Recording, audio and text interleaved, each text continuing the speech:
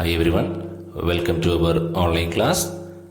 In our previous class, we discussed about ocean circulation and waves.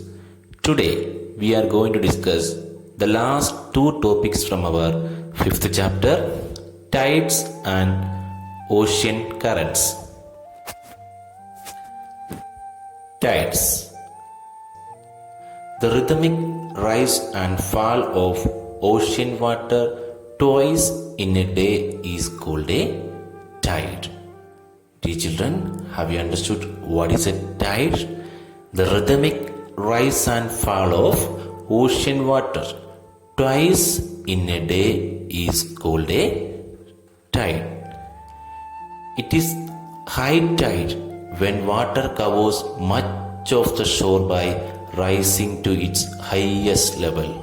When the water rising its highest level and covering much of the shore is known as high tide.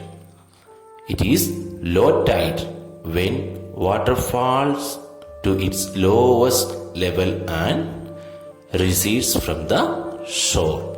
So dear children, what is tide? The rhythmic rise and fall of ocean water twice in a day is called a tide. And tides are two types. One is high tide and another one is low tide.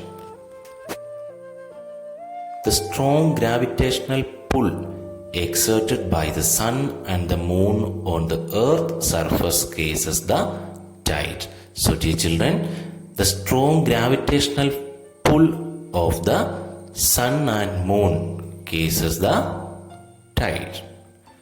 The water of the earth closer to the moon gets pulled under the influence of the moon's gravitational force and causes high tide.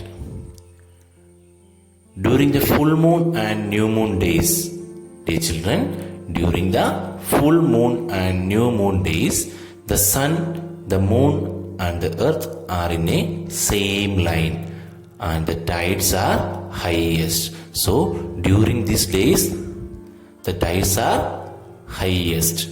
These tides are called spring tides. So dear children, have you understood what is spring tide? Spring tides are happening during the full moon and new moon days, and these tides are highest tides. But so dear children, from this picture you can understand the position of sun, moon and earth during the full moon and new moon days.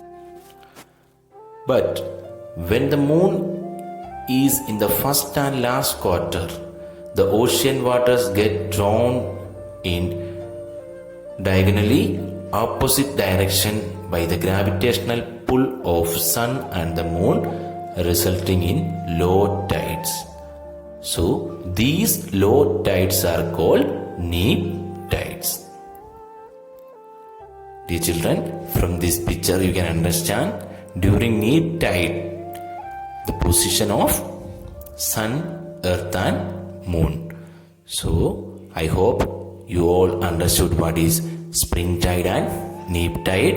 Dear children, tides are two types. One is high tide and one is low tides. Spring tides are high tide, the same time neap tides are low tides. So now let's discuss what are the benefits of these tides. High tides help in navigation. They rise the water level close to the shore. This helps the ship to arrive at the harbor more easily. So when the high tides, that time the high tides help the navigation. The high tides also help in fishing. Many more fish come closer to the shore during the high tide. This enables fishermen to get a plentiful catch.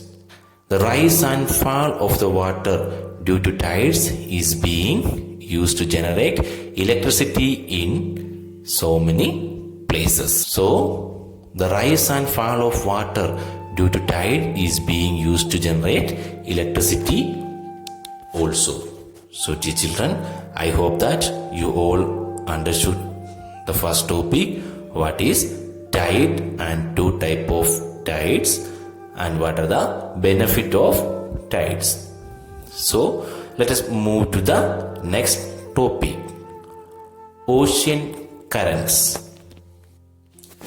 Ocean currents are streams of water flowing constantly on the ocean surface in definite directions. So, what do you mean by ocean currents? The ocean currents are streams of water flowing constantly on the ocean surface in definite direction. The ocean currents may be warm or cold. So, two types of ocean currents are there.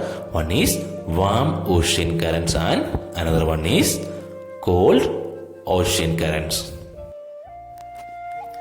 Generally, the warm ocean currents originate near the equator and move towards the pole sides. So dear children, generally the warm ocean currents are originating near the equator. Have you understood?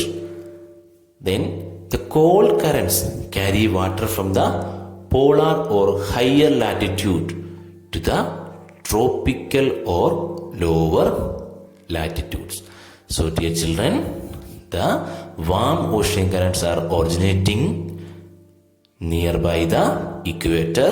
At the same time, the cold ocean currents are originating nearby the higher latitude or from the polar side. The Labrador Ocean Current is an example of cold ocean currents.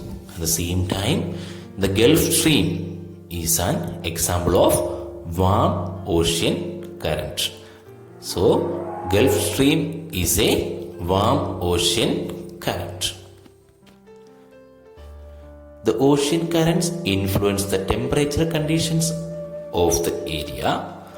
Warm currents bring about warm temperature over land surface.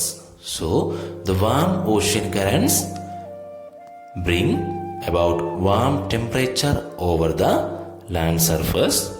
The areas where the warm and cold currents meet provide the best fishing ground of the world. So dear children, where the warm and ocean currents meet, that place provide the best fishing grounds of the world. Seas around Japan and eastern coast of North America are such examples. So these areas providing the best fishing grounds. The areas where the warm and cold currents meet also experience foggy weather, making it difficult for navigation. So, the place where the cold and warm ocean currents meets is provide a very good fishing hub.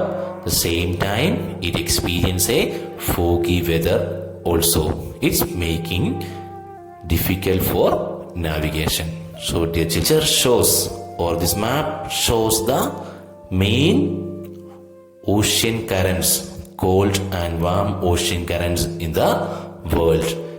The map is there in your textbook, page number 37. You have to refer your textbook, page number 37, and identify the main warm and cold ocean currents in the world.